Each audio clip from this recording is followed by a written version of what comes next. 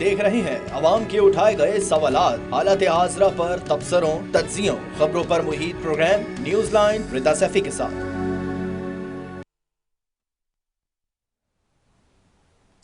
अस्सलाम वालेकुम, मैं हूँ रिदा सैफ़ी। नाज़रीन, एहतसाब अदालत की सज़ा कलअदम करार नवाज शरीफ अल अज़ीज़िया रेफरेंस में भी बरी हो गए हैं। दूसरी जानिब शहबाज शरीफ कहते हैं कि अल्लाह ने मेरे भाई और कायद को बरी किया है।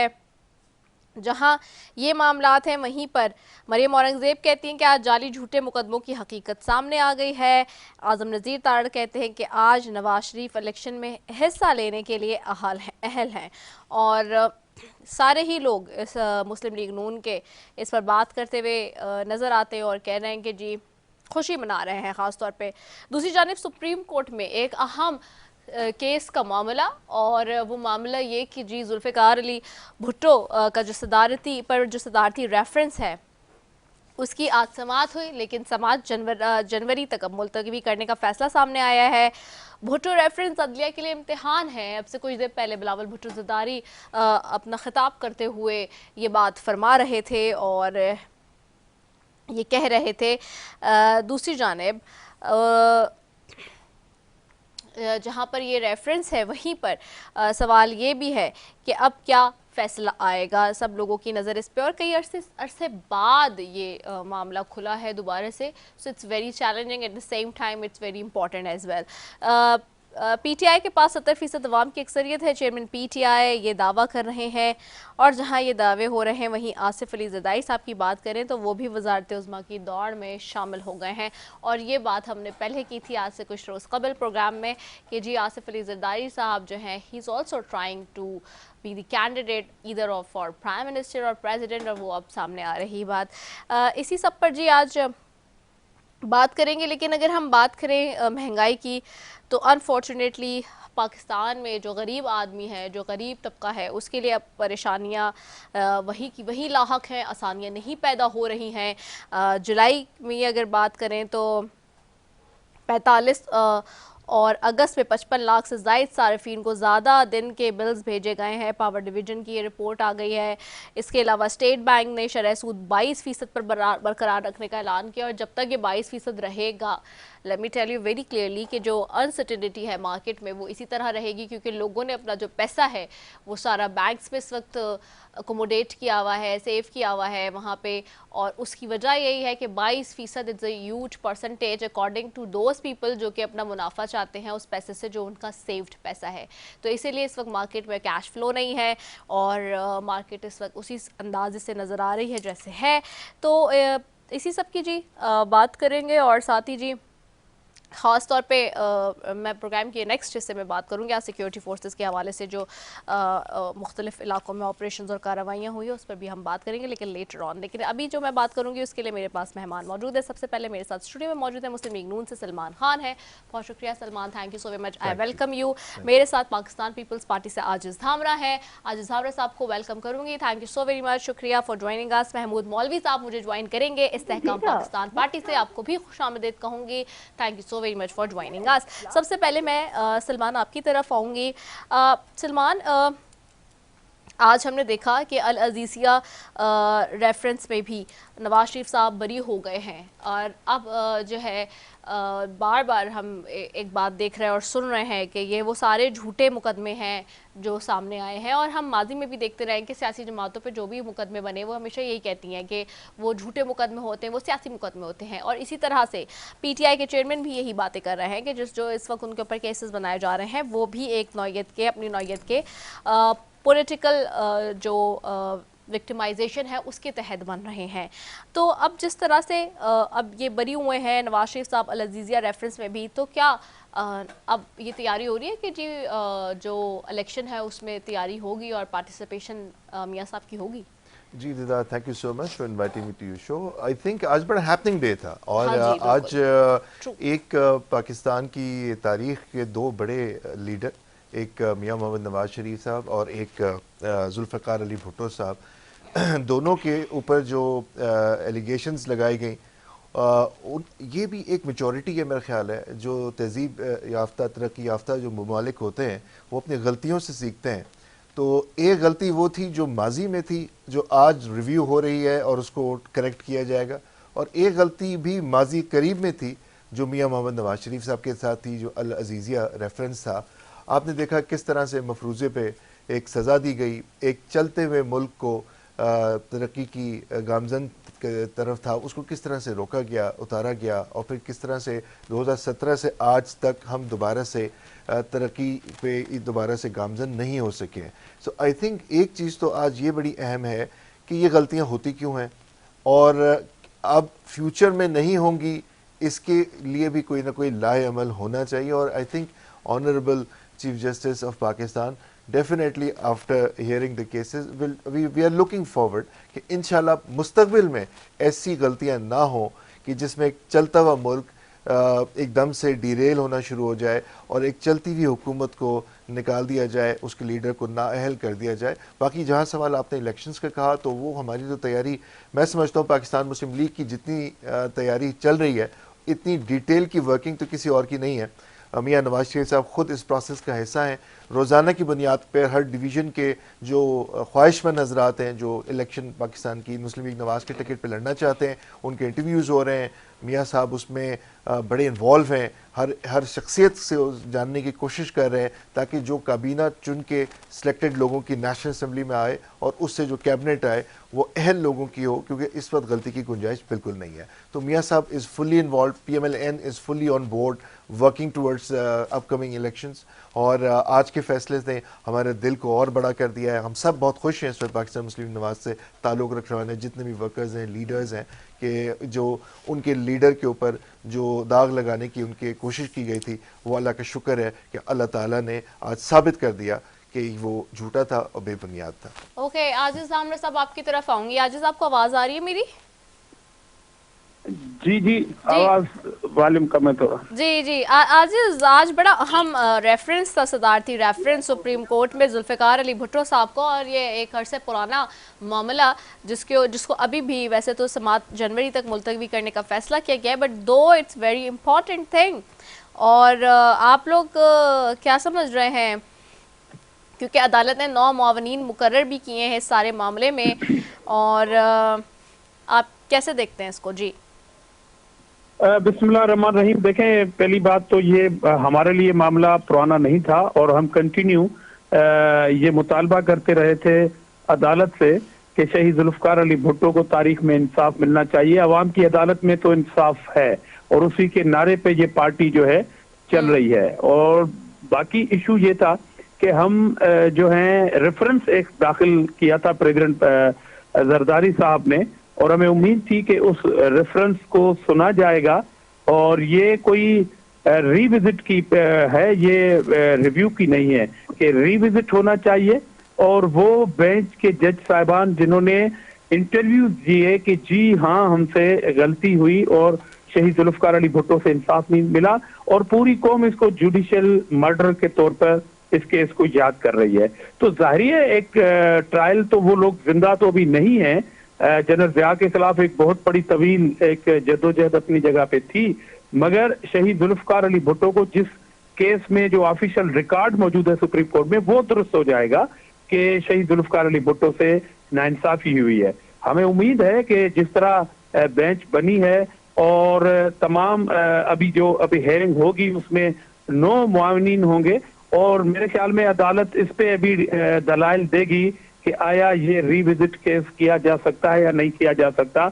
हमें उम्मीद है, पूरी उम्मीद है कि ये रीविजिट होने वाला केस है, ये तारीख की दुरुस्ती के लिए केस है, और ये आने वाले नस्लों के लिए एक जो है वो गाइडलाइन होगी कि किस तरह शहीद जुल्फ़िकार अली भुट्टो से नाइंसाफी की गई। अच्छा, दूसरी जानिब जहाँ ये मामला है वहीं पे हम देख रहे हैं कि एहतसाब अदालत की सज़ा कलअदम करार हुई है और नवाज शरीफ साहब अल अज़ीज़िया रेफरेंस पे बरी हो गए हैं। आप लोग अब मुतमईन है, क्योंकि कह रहे थे कि कोर्ट्स जाएं, कोर्ट जाके जो है उनको अपने आप को क्लियर कराना चाहिए, तो पीपल्स पार्टी अब तो खुश हो गई। देखिए, ये हमारे मुतालबा तो जरूर था, और अब हमें भी उम्मीद है कि हमें जो यहाँ जिंदा लोग हैं उनको इंसाफ मिले या ना मिले, मगर शहीद जुल्फ़िकार अली भुट्टो को चलो इंसाफ मिले। तो ये अब हमारी उम्मीद जरा पक्की हो गई है कि हम भी मुंतज़िर हैं कि हमें भी और हमारे शहीद चेयरमैन को भी इंसाफ मिलना चाहिए। जहां तक नवाज शरीफ साहब की बात है, अदालत ने उन्हें बरी कर दिया है और जाहिर है वो इलेक्शन लड़ेंगे और हम मुकाबला करेंगे PMLN का। अच्छा, एक बात और है, लेकिन जहां आप दोनों सियासी जमातें ये बात कर रही हैं, वहीं पर आज फिर PTI चेयरमैन ने कहा है कि PTI के पास 70% अवाम की अक्सरियत है, और वो भी अब यही बातें करते हैं कि जो मुकदमे इस मौजूदा सूरत हाल में उन पे बनाए जा रहे हैं, वो इसलिए बनाए जा रहे हैं क्योंकि वो पॉलिटिकल विक्टिमाइजेशन की जा रही है उनके साथ भी। वो भी यही क्लेम करते हैं कि जी डीरेल की गई उनकी हुकूमत, चलती चलाती हुकूमत को ख़राब किया गया, उन्हें उतारा गया और उन पे मुकदमे बनाए गए। सेम वही कंप्लेन है जो बाकी सारी सियासी जमातों की है। आगे आइंदा आने वाले दिनों में ऑफ कोर्स अभी तो जो हालात नज़र आ रहे हैं उसमें कुछ चीज़ें एविडेंट नज़र आ रही हैं कि कौन बनने जा रहा है, हुकूमत कौन बना रहा है, लेकिन फिर क्या आप लोगों को ये लगता नहीं कि अभी तक माजी से सियासी जमातों ने कुछ सीखा नहीं, या फिर सीख चुके हैं गलतियों से? हेलो जी जी जी आजिज़ जी, आपकी आवाज बिल्कुल डिम आ रही है। मैंने इतना बड़ा सवाल कर लिया, आपको मेरी आवाज नहीं आ रही? मुझे अगर आप इस सवाल को भी अगर शॉर्ट करके अगर आप एक बार फिर रिपीट कर ले ताकि मैं मेरा सवाल यही है कि PTI के चेयरमैन तो आज कह रहे हैं कि अभी भी 70% जो आवाम की अक्सरियत है वो उनके साथ खड़ी है, और वो भी यही बात करते हैं कि पॉलिटिकल विक्टिमाइजेशन की गई है, उनकी चलती हुकूमत को आप लोगों ने डीरेल किया है और उनको निकाला है, उन पर झूठे मुकदमात बनाए हैं उनको पॉलिटिकल विक्टिमाइजेशन करने के लिए। तो आगे जाकर आपको नहीं लगता कि अभी तो मौजूदा सूरत हाल में आप और मुस्लिम लीग नून तो शेक हैंड भी कर रहे हैं, सारी चीजें होंगी, आगे हुकूमत भी बना लेंगे, लेकिन जब उसके बाद ये हुकूमत जाने का वक्त आएगा तो आपको नहीं लगता कि उस वक्त फिर से दोबारा से ऐसी सूरत हाल होगी? और क्या हमारी सियासी जमातों ने और आप लोगों ने खास तौर पे बशमूल क्या माजी से सीखा या नहीं सीखा? देखिए, पहली बात तो आपने जहां तक कहा कि उनको निकाला गया या विक्टिमाइजेशन हो रही है, मैंने नहीं कहा, वो कह रहे हैं जी जी विक्टिमाइजेशन हो रही है या अवाम की अक्सरियत उनके साथ है, वो तो इलेक्शन में पता होगा। और आपको ये मालूम है कि पीपल्स पार्टी डे फर्स्ट से ये बात कहती आई है कि हम बतौर किसी पार्टी, वो चाहे हमारी सियासी बदतरीन मुखालिफ पार्टी क्यों ना हो, मगर हम उनके बैन के खिलाफ है कि उनको अगर पार्टी के अंदर कुछ अफराद या खान साहब से लेके 1000 अफराद अगर मुलविस हैं कुछ ऐसी हरकत में जो रियासती इदारों पे हमला आवर हुए थे, उनके खिलाफ ट्रायल होना चाहिए, ये हमारी डिमांड भी है। मगर उसके साथ हमारी ये भी ख्वाहिश थी कि हम टोटल जो पार्टी है, पूरी पार्टी है, उसके ऊपर बैन के खिलाफ है। अब जाहिर है जब हम ये बात करते हैं कि हम किसी भी पार्टी के बैन के खिलाफ है, तो हम सियासी और जमहूरी अपना तर्ज अमल शो कर रहे हैं कि हमारी बदतरीन मुखालिफ है, इलेक्शन में आए और मुकाबला करे। अगर उनको अवाम की ताईद हासिल है तो वो इलेक्शन में पता पड़ जाएगी। फेयर एंड फ्री इलेक्शन होनी चाहिए, और जिस जमात का भी मैंडेट हो, जिस शख्सियत का भी मैंडेट हो, वो उनको शो हो जाएगा, इलेक्शन में शो हो जाएगा कि किस पार्टी के पास कितना मैंडेट है। तो जहां तक तो बात इस लिहाज से ठीक है। बाकी विक्टिमाइजेशन की जहां तक बात है, वो क्लेम हमारा है, पीपल्स पार्टी का क्लेम है। क्योंकि आपको याद होगा कि जब हमारी 2 मरतबा हुकूमतें खत्म की गई थी शहीद मोहतरमा बेनज़ीर भुट्टो साहबा की, तो अखबारी कटिंग पे हुकूमतें बहाल नहीं की गई और जवाब दिया गया था ऑनरेबल सुप्रीम कोर्ट की जानिब से कि जी अखबारी कटिंग्स हैं कि आपके दौर के अंदर जो है वो लॉ एंड ऑर्डर की सूरत हाल ठीक नहीं है, इसलिए आपकी हुकूमत को बहाल नहीं किया जा सकता। और फिर नवाज शरीफ साहब की हुकूमतें बहाल होती रहीं। ये इसी मुल्क की बात करता हूं जिसका नाम पाकिस्तान है, और इसी मुल्क के इदारों की बात करता हूं जहां से इंसाफ मिलता रहा है किसी को। तो विक्टिम तो हम हैं, विक्टिमाइजेशन हमारी हो रही थी। तो हम तो तैयार हैं कि किसी पार्टी को बैन ना करें, और इलेक्शन में कोई मुकाबला करना चाहता है तो बिल्कुल एक हेल्दी मुकाबला होना चाहिए। मगर जो लोग मुलविस हैं इन सारी चीजों में, तो मासूम तो करार हम 100% नहीं दे सकते ना खान साहब को या उसकी टीम को या उसकी पार्टी को। 9 मई की बात करता हूं। बाकी जो उनको हटाया गया था वो गैर आईनी नहीं था, वो एक आईनी तरीके से वोट ऑफ नो कॉन्फिडेंस से हटाया गया था जिसकी आइन में गुंजाइश थी। ओके, महमूद मौलवी साहब की तरफ जाऊंगी। महमूद साहब, आपको आवाज आ रही है? जी आ रही है। महमूद मौलवी साहब, आज 2 अहम रेफरेंसेस और मामलात थे। आज एहतसाब अदालत की सजा कलअदम करार हुई है। नवाज शरीफ साहब अल अजीजिया रेफरेंस में बरी हो गए हैं। सुप्रीम कोर्ट में जुल्फिकार अली भुट्टो पर सदारती रेफरेंस की समाअत भी चल रही है। हम देख रहे हैं कि मामलात कानून के कटहरे में एक मरतबा फिर पाकिस्तान में नज़र आते हैं। ये सियासी मामलात जो है वो सियासी जमातें अपने सियासी प्लेटफॉर्म्स पे नहीं हल कर पाई, जिसकी वजह से हमें नज़र आता है कि अदालतों में चीज़ें हैं। लेकिन हैविंग सेड दैट, क्या आप देख रहे हैं आइंदा आने वाले इलेक्शंस में कि सारी सियासी जमातों को लेवल प्लेइंग फील्ड मिल रहा है इक्वली? आप लोग समझते हैं आपको ख़ास तौर पे मिल रहा है? क्योंकि हर बंदा इस वक्त यही सवाल उठा रहा है कि क्या उसे लेवल प्लेइंग फील्ड दिया जाएगा इलेक्शंस में, इक्वल एंड ओपोजिट सारी सियासी जमातों के हवाले से? देखिए, लेवल प्लेइंग फील्ड तो मेरे ख्याल से उस हिसाब से किसी को भी नहीं मिलेगा और ना मिल रहा है। ओके। जैसे हर आदमी तो यही रो रहा है कि लेवल प्लेइंग फील्ड नहीं मिल रहा है, तो लेवल प्लेइंग फील्ड मिल भी रहा है और नहीं भी मिल रहा है। तो इसकी मेरे ख्याल से अब ये जो है ना स्लोगन जो है ना बहुत पुराना हो गया, level playing field, level playing field, ठीक है ना। अभी कोई नया फील्ड लेके देखिए, इलेक्शन लड़ने की तैयारियां करें और हम सब जो है ना इस बात के ऊपर न जाए कि लेवल प्लेइंग फील्ड नहीं मिल रहा। जो जीतेगा वो कहेगा कि जी उसको लेवल प्लेइंग फील्ड मिल गई थी, जो नहीं जीतेगा वो कहेगा मुझे लेवल प्लेइंग फील्ड नहीं मिला। और देखिए, आने वाली हुकूमत में आपको वाजे कर दूं, ये एक इलेक्टेड नेशनल गवर्नमेंट होगी जिसमें पीपल्स पार्टी भी होगी, PMLN भी होगा, ICP भी होगी और MQM भी होगी और दूसरे जमात JUI वगैरह सब मिलकर एक हुकूमत बनाएंगे। तो फिर इसमें एक बहुत बड़ा सवाल है, आपने अच्छी प्रिडिक्शन की और बड़ी अच्छी रहनुमाई भी आपसे मैं लूँगी कि इस वक्त जो माजी की 16 महीने की हुकूमत रही, PDM की जो हुकूमत जिसको कहते हैं, या फिर एक नेशनल गवर्नमेंट ही थी ना, क्योंकि उसमें सबके आपस में अलाइंसेस थे, तो उसके फैसले जो भी हुए हैं आज हम सुन रहे हैं हर जलसों और खिताबात में कि उसको कोई ओन करने के लिए तैयार नहीं है। चाहे मुस्लिम लीग नून के प्लेटफॉर्म से कोई बात कर रहा हो या पीपल्स पार्टी के प्लेटफॉर्म से कोई बात कर रहा हो या JUI के प्लेटफॉर्म से कोई बात कर रहा हो, सब एक दूसरे पर मुद्दा डाल रहे हैं। एक दूसरे को कोई महंगाई लीग कह रहा है, कोई महंगाई मार्च कह रहा है, कुछ ना कुछ एक दूसरे के ऊपर इल्जामात है कि जी उसने फैसला नहीं लिया, वो वजीर आजम था, फला ने फैसला नहीं लिया, वो फला मिनिस्टर था। तो फिर अब जब एक नेशनल हुकूमत यानी कि जो मखलूद हुकूमत की आप बात कर रहे हैं, अगर वो बनती है स्टिल, तो फिर अवाम के फायदे के फैसले तो नहीं हो पाएंगे उसमें? देखिए, अवामी का फैसला होगा मखलूद हुकूमत में, क्योंकि इकोनॉमी के हालात को मद्देनजर रखते हुए आप मुझे बताएं ना, कौन सी पार्टी है जो इस बहरान से सिंगल हैंडेडली इस मुल्क को निकालेगी? तो उसको मद्देनजर रखते हुए ये मखलूद हुकूमत बनी। और जहाँ तक आप 17 माह की बात कर रहे हैं, जब अनस्टेबल गवर्नमेंट हो, देखिए वो 17 माह जो है टाइमिंग भी उसके सही नहीं थे और अनस्टेबल थी। आज जा रही है, कल जा रही है। स्टेबिलिटी होनी चाहिए हुकूमत में। जब स्टेबिलिटी नहीं थी तो रेट ऑफ द गवर्नमेंट नहीं होता है, और जब रेट ऑफ द गवर्नमेंट नहीं होता है तो फिर महंगाई भी होती है और लोगों के कंट्रोल में कोई चीज नहीं होता। देखिए, आज ये हुकूमत आई हुई है जो इस वक्त की DM गवर्नमेंट बनी है, ये कैसे कंट्रोल किया हुआ है आज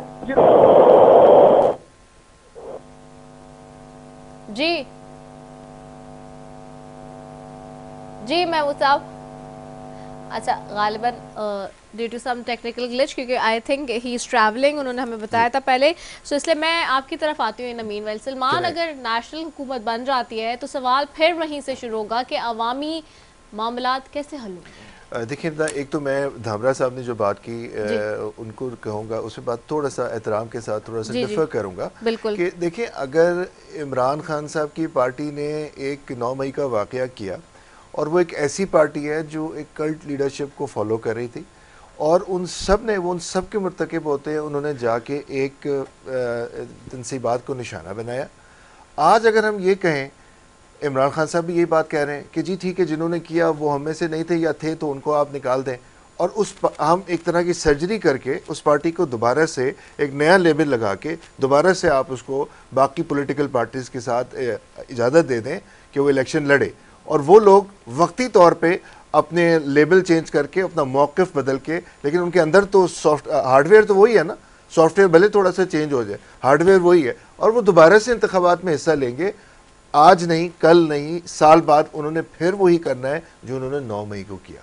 मैं समझता हूँ कि इसका फैसला ब्लैक और वाइट, सबसे पहले तो जो इल्ज़ाम है वो इमरान खान साहब पर है। पहले तो वो उस चीज़ को क्लैरिटी आए कि भाई ये कैसे हुआ, कौन इसमें था, क्या था। उसके बाद फिर ये हल नहीं है कि उस पार्टी का नाम चेंज करके या उस पार्टी के लोगों को कोई और पार्टी में बिठा के, या उस पार्टी का मिसाल है वो लोग कहें जी वो गलती हो गई अब नहीं करेंगे, ये हल नहीं है। इस चीज़ इसका हल निकलना, क्योंकि इस पार्टी की हिस्ट्री यही है पिछले 5, 6, 8 सालों में कि जला दो, गहरा दो, बिल फाड़ देंगे, जला देंगे, टैक्स नहीं देंगे, बिल नहीं देंगे। ये इसका इलाज होना बड़ा ज़रूरी है, क्योंकि अगर आप ये माइंडसेट लेके दोबारा से किसी भी इस तरह के लोग ये माइंडसेट लेके दोबारा से हुकूमती बेंचों पे बैठेंगे तो डिसीजन मेकिंग के ऊपर उसका इम्पैक्ट आएगा। दूसरा आपने कहा नेशनल गवर्नमेंट को, मैं बिल्कुल भी नहीं समझता कि ऐसा दूर तक, एटलीस्ट मैं एज अ वोटर कभी भी ऐसे सेटअप को वोट नहीं दूंगा जो एक नेशनल गवर्नमेंट होगी जिस पे जिम्मेदारी कोई नहीं होगी, लेकिन और वो मैं उसको अपने वोट से हुकूमत करने दूंगा। इस वक्त लोगों का मसला महंगाई है, लोगों का मसला बेरोज़गारी है, लोगों का मसला सेहत है, मसाइल हैं, और वो कभी भी ऐसे किसी भी सेटअप को वोट नहीं देंगे जिस सेटअप में जो मुख्तलिफ जमातें अपना एक कोटा सिस्टम के थ्रू, एक नेशनल कंसेंसस के थ्रू आके बैठ जाएं और बस मुल्क चलता रहे। लोग इस वक्त देख रहे हैं किस पॉलिटिकल पार्टी का पीछे ट्रैक रिकॉर्ड है, उस ट्रैक रिकॉर्ड में ये सारी चीज़ें शामिल हैं, और वो देख रहे हैं कि मुस्लिम लीग नवाज़ की जो डिसीजन मेकिंग 2013 से और 18 तक रही है, या उससे पहले 90s में भी, चाहे 14 महीने की हुकूमत आई है, उन्होंने जो काम भी किए हैं वो तारीखी काम है, वो तारीखी इनिशिएटिव्स हैं। लोग उस चीज़ को देख रहे हैं, और लोग बड़ा इस वक्त हमारा जो वोटर है बड़ा पढ़ा लिखा है, वो बड़ा समझता है चीज़ों को, फैक्चुअल पोजीशन को। वो किसी धोखे में नहीं आएगा कि मैं जनाब किसी भी पार्टी को ऐसे को दे दूँ। जहाँ तक मौलवी साहब ने कहा कि किस पार्टी की, जनाब पाकिस्तान मुस्लिम लीग नवाज़ वो पार्टी है जिसने इस मुल्क को एटमी ताकत बनाया, जिसने इस मुल्क को बहरानों से हमेशा निकाला है। हमेशा नौजवानों के लिए कोई ना कोई, चाहे पीली टैक्सी स्कीम हो या कोई और लैपटॉप स्कीम हो, नौजवानों को कुछ ना कुछ उन्होंने नई उम्मीद दी है, कुछ ऐसे मौके दिए हैं कि वो आगे बढ़ सकें, आगे बढ़ के अपने लिए रोज़गार का कोई ना कोई बंदोबस्त कर सकें। तो नवाज शरीफ साहब निकालेंगे। आज अल्लाह का शुक्र है कि he is free from the charges, now he will lead the party, और इंशाल्लाह मुस्लिम लीग नवाज़ इलेक्शन प्रोसेस से गुजर के इंशाल्लाह ताला हुकूमत मेजॉरिटी गवर्नमेंट फॉर्म करेगी। और फिर आप देखेंगे कि जिस तरह 2013 में मेजॉरिटी गवर्नमेंट फॉर्म हुई, उस हुकूमत ने 13 से और 17 तक बेहतरीन काम किए। डॉलर 109 पे 105 के ऊपर खड़ा रहा, बिजली का बहरान हल हुआ, 10,000 मेगावाट से ज़ायद बिजली ग्रिड में आ गई। आज अल्लाह का शुक्र है ये कराची शहर में 1 या 2, वो भी मैनेजमेंट फ्लॉज की वजह से बिजली जाती है, अदरवाइज सरप्लस बिजली मौजूद है ग्रिड में। तो हमें उम्मीद है इंशाल्लाह अब now the things are coming on the track, और वोटर को भी इसी चीज़ पे उम्मीद है इंशाल्लाह कि मियां नवाज शरीफ इस मुल्क को इन बहरानों से निकालेंगे। ओके, अच्छा मैं आपकी तरफ आती हूँ। आजिज़ धामरा साहब, आजिज़ आपको आवाज़ आ रही है? जी जी मैं सुन रहा हूँ। अच्छा आजिज़ साहब, आप देख रहे हैं मुल्क की सूरत हाल जो है माशी, आप भी समझते हैं कि अगर नेशनल हुकूमत बनती है तो वो मसले हल हो सकेंगे? क्योंकि अभी आप एक एक्सपीरियंस कर चुके हैं, एक फार्मूला आप अप्लाई कर चुके हैं, और उसके नतीजे में आप खुद खड़े होके हर जगह कह रहे हैं कि नहीं जी हमारे पास तो डिसीजन मेकिंग की कोई पावर ही नहीं थी। देखें बीवी, बात यह है कि इस फार्मूले के जहां तक आप मिसाल दे रही हैं 16 महीने वाले इस गवर्नमेंट का, तो उसका एक जो जनरल फायदा मुल्क को हुआ वो ये हुआ कि मुल्क मजीद तबाही से बचा। और जाहिर है जब मजीद तबाही से बचने की मैं बात करता हूं कि जो वो मुआहदे IMF से कर गई थी PTI की हुकूमत, उनका जो बोझ है वो पाकिस्तान के अवाम पे बिलाखिर आना था। तो जितना बोझ आया उसको PDM हुकूमत ने अपने सर पे लिया, जिसके ऊपर बहुत बड़ी तनकीद भी हुई। और उसके बाद फिर इत्तेहादी हुकूमत के नाते हम ये बात जरूर कहते हैं कि हर कोई अपनी परफॉर्मेंस की बुनियाद पर अवाम के पास जाए, क्योंकि हम इत्तेहादी हुकूमत थे। जहां तक हम उम्मीद की बात करते हैं तो आपको याद होगा 2018 से 2013 की असेंबली और जो मखलूत हुकूमत प्रेसिडेंट जरदारी साहब का एक फार्मूला था, उस मखलूत हुकूमत ने इस मुल्क में 73 का कॉन्स्टिट्यूशन बहाल करवा के दिया आपको। उस मखलूत हुकूमत के जो गुर्बत की लकीर से नीचे रहने वाली हमारी खवातीन माएँ बहनें थी, उनका बेनजीर इनकम सपोर्ट प्रोग्राम आने वाली फिर 2 हुकूमतों ने खत्म नहीं किया, बल्कि उसके बजट को और ज्यादा बढ़ाया।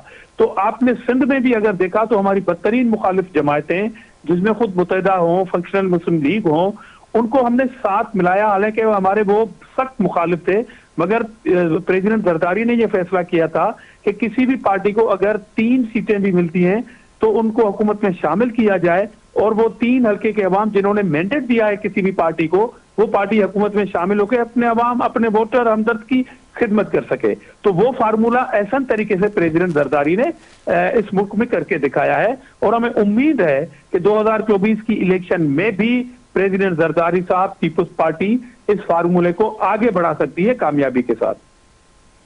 ओके, महमूद मौलवी साहब, आपको आवाज आ रही है? जी आ रही है। अच्छा, मैं एक तो कहूँगी कि आप अपनी बात मुकम्मल कर लीजिएगा कि बीच में ड्रॉप हो गई थी कॉल आपकी। दूसरा, मेरा एक अहम सवाल आपसे ये है कि चेयरमैन पीटीआई कह रहे हैं कि पीटीआई के पास 70% अवाम की अक्सरियत है, और एक बहुत अहम सवाल जो लोग करते हैं इस्तेहकाम पाकिस्तान पार्टी के हवाले से कि आपकी पार्टी के अंदर मेजॉरिटी लोग वही हैं, और मेरे ख्याल से शायद 97% लोग वही हैं जो पाकिस्तान तहरीक इंसाफ को छोड़ कर आए हैं इस पार्टी में।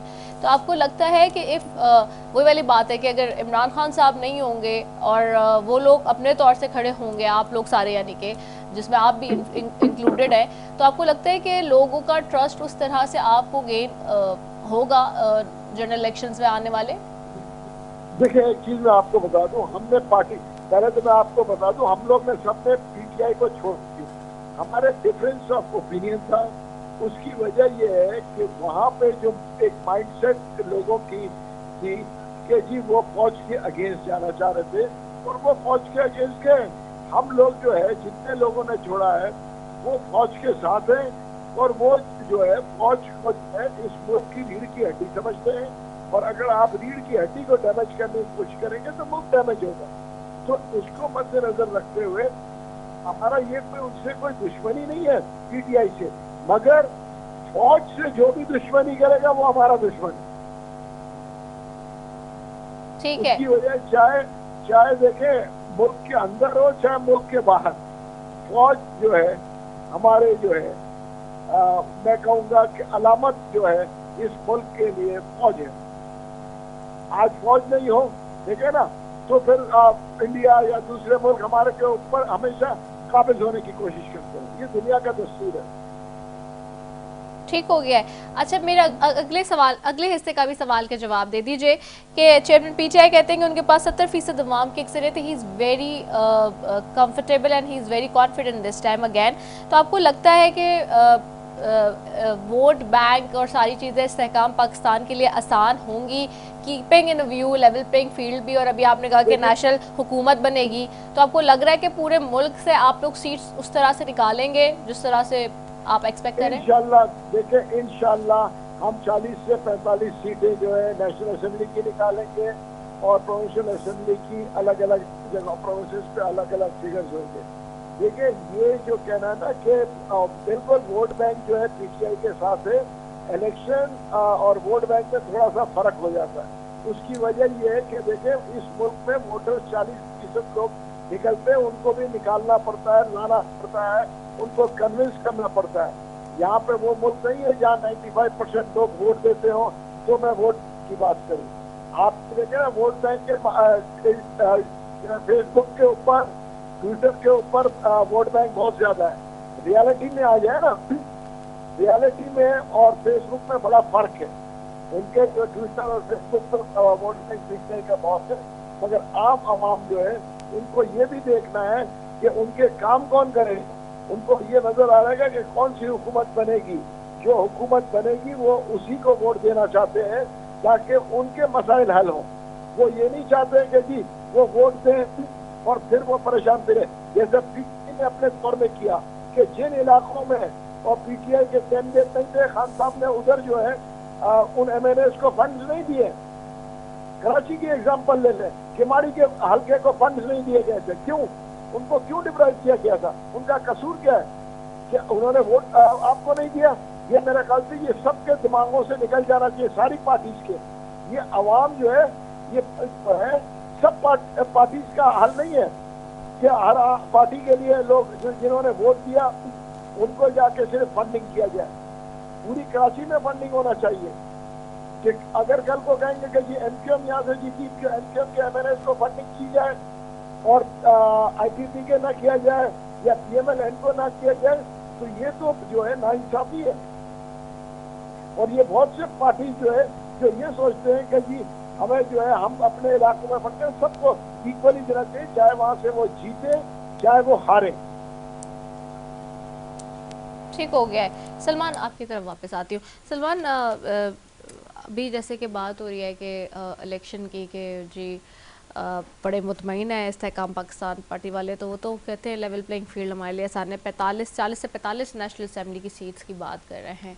कीपिंग दैट इन व्यू, क्या अभी मुस्लिम लीग नून जिस तरह से इत्तेहाद कर रही है, ख़ासतौर पे बलूचिस्तान में भी हमने देखा, वहाँ भी गए नवाज शरीफ साहब, कराची सिंध में भी ख़ास तौर पे आ रहा है, तो आप लोग भी सिंध के एतबार से, क्योंकि पंजाब में तो ऑफ कोर्स मतलब हम देखते हैं कि आप पहले भी लेते रहे, हुकूमत बनाते रहे, लेकिन सिंध के एतबार से ख़ास तौर पे आपकी क्या स्ट्रैटेजी है इन दिनों? क्योंकि मैं देख रही थी पिछले दिनों भी काफ़ी शमूलियतें भी हो रही हैं, लेकिन क्या वाज़े तौर पे कोई होप है? क्योंकि हमेशा ऐसा लगता है कि आप लोग इलेक्शन से पहले तो कहते हैं कि नहीं जी हो जाएगा, और बहुत एक्टिव भी नज़र आते हैं सिंध में भी ख़ास तौर पे, लेकिन इस दफ़ा कोई ऐसा वाइटल या विविड चेंज या कोई स्ट्रैटेजी है?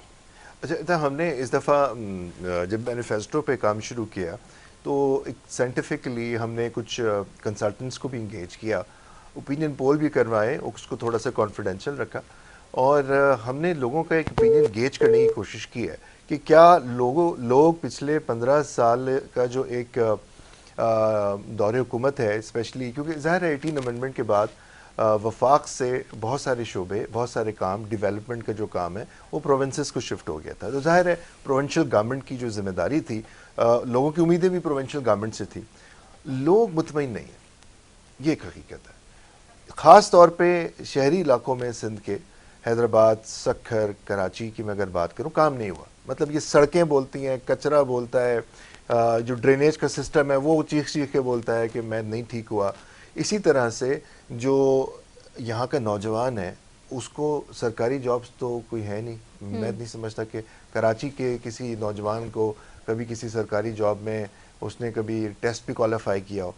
तो चले सरकारी जॉब नहीं मिल सकी तो प्राइवेट सेक्टर डेवलपमेंट भी नहीं हुई, कोई IT सिटी नहीं बना, कोई वो मतलब आज भी मुझे अफसोस ही होता है कि वो गवर्नर हाउस में बेचारे वो खेमों में बैठे होते हैं, टेंट, इस तरह तो नहीं होता। कोई IT सिटी होता जिस तरह पंजाब में हुआ। आरफा सॉफ्टवेयर आपने देखी, आप खुद आए भी, विजिट भी आपने किया, तो हुआ मैं अगर 90s की when I was a student, उस ज़माने में जितना IT का जो ऑफशोर बिजनेस था वो कराची से होता था, क्योंकि कराची पीछे रह गया, पंजाब आगे निकल गया।